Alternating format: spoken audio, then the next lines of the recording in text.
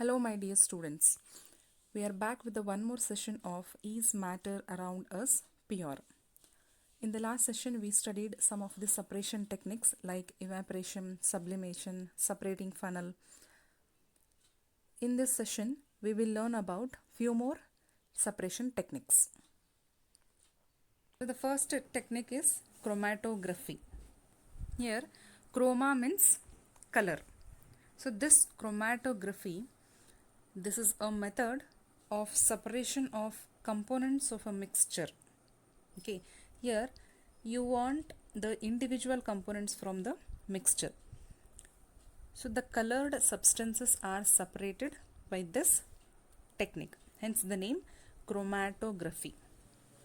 So here we will do an experiment.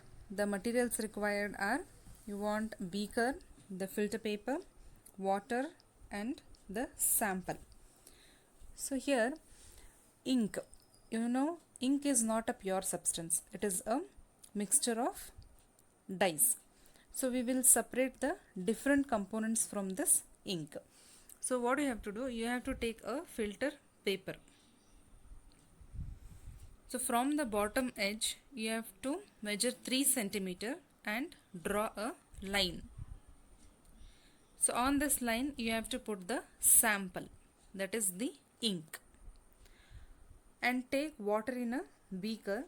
You have to insert this filter paper into the water so that the edge of the filter paper just touches the water. So when you keep it for some time, what happens? The water level raises up the filter paper. As you know, the filter paper will absorb the water. So you can see the separation of the components here, different colored components.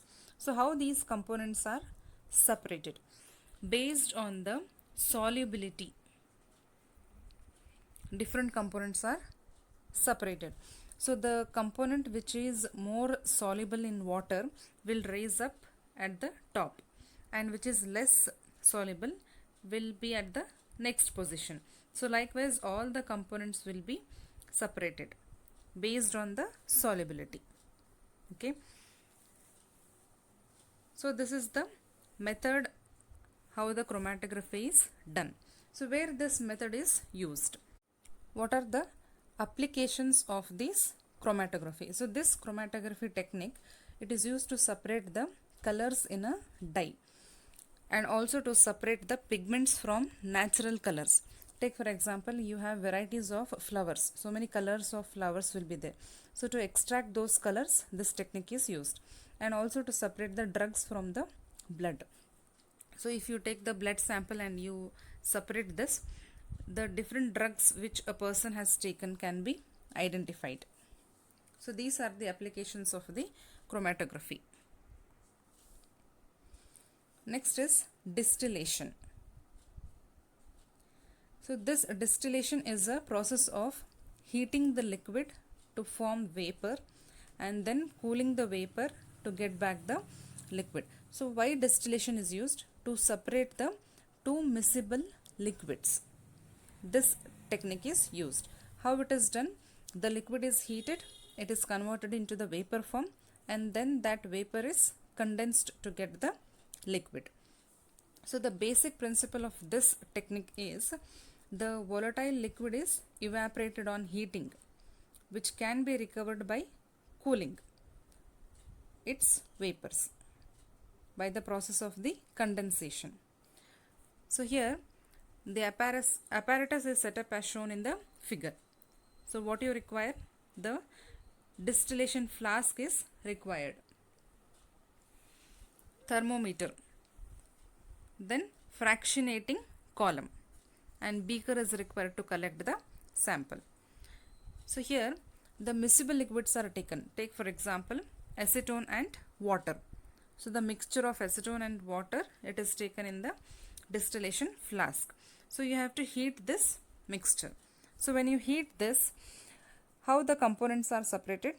Based on the boiling point. So acetone has boiling point of 50 degrees Celsius and water has boiling point of 100 degrees Celsius. So the component which has less boiling point will start vaporizing first. Okay, here acetone has less boiling point. So when you heat the mixture, first the acetone will be converted into vapor form. So these vapors, they are sent to the fractionating column. Here the vapors are cooled down. So here cold water is passed so that the vapors are cooled down. They are condensed into liquid form, and that acetone, it is collected in the beaker. So the water will be left in the distillation flask. So this is how the distillation process is done. Next is fractional distillation. So here also the miscible liquids are separated. So to separate a mixture of two or more miscible liquids for which the difference in boiling point is less than 25 Kelvin, so the fractional distillation process is used. So where this fractionating distillation is used? For the separation of the different gases from the air and for the different fractions from the petroleum products. So you know what are the petroleum products? Petrol, diesel. So to separate all these petroleum products, fractionating column is used. We will see how the air is separated by this technique. So the first step is, first the air is compressed and cooled by increasing the pressure and decreasing the temperature. So when the pressure is increased and when the temperature is decreased, the air is converted into liquid air. So this liquid air, it is allowed to warm up slowly in the fractional distillation column. Then the gases are separated. Okay, first what is done? The air is passed into the container where the pressure is high. This hot air, it is passed to cool down. Here the freezing cold water is passed to cool down the air. So once the temperature is decreased, what happens? The air will be compressed. That is, it is converted into liquid air.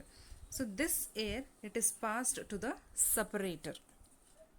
Okay, and this is allowed to warm up slowly. From the separator, it is passed to the fractionating column. Here the mixture of air is separated. First the nitrogen is separated. Here the different outlet is there. Through this outlet the nitrogen is separated, and through the next outlet argon is separated, and through this outlet the liquid oxygen is separated. Here you can see the boiling point of oxygen, it is minus 183, and argon it is minus 186, nitrogen minus 196. Based on the different boiling point, different components are separated. Clear? Next technique is crystallization. So here crystallization technique, it is used for the purification of substances. A separation technique to separate the solids from a solution. So here from the solution you are getting the pure solids. Take for example copper sulfate solution. You have to take the copper sulfate solution in the china dish, and in the beaker you take the water. So you have to boil this water. So when you boil this, what happens?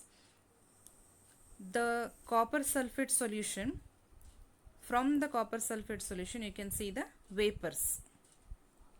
Okay, so here the water content will be removed from the solution.